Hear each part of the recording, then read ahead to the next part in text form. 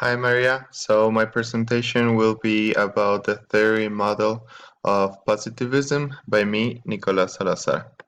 So to start, where did this theory originate? It arises in France at the beginning of the 19th century and spreads throughout Europe in the second half of this century.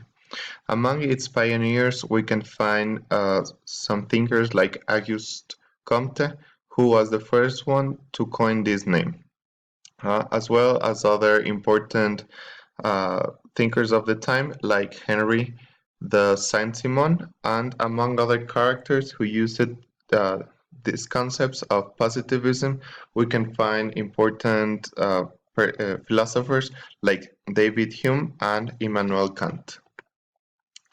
Now, moving on to what does it tell us, or what does it help explain? The only By positivism, the only valid criteria to acquire knowledge are data obtained from experience. In other words, the scientific method can only be used to study any phenomenon, including social relationships.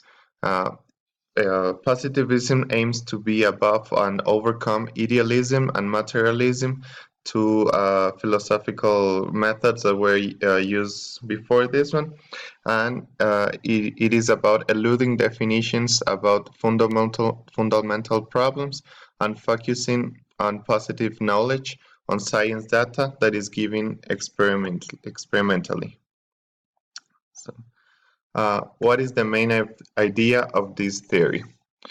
Positivism affirms that authentic knowledge is scientific knowledge and that such knowledge can only arise from the affirmation of the hypothesis through the scientific method.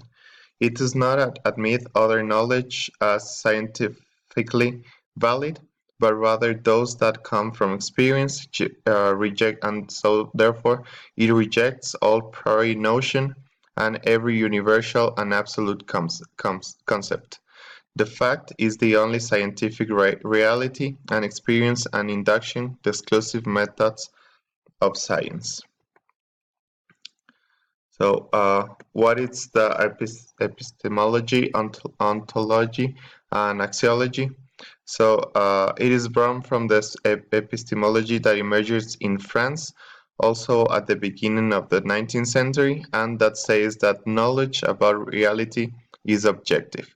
Ontologically, this current explains that reality exists independently of being known. Reality is one and uniform, it is not altered. And also, positivism is a cream that is not subject to values. And now, finally, an example that relate to the class is that according to positivism, the answers we give in essays, assignments, and tests must be objective and measurable. Otherwise, it does not fit into the positive paradigm. Thank you very much. This was my presentation.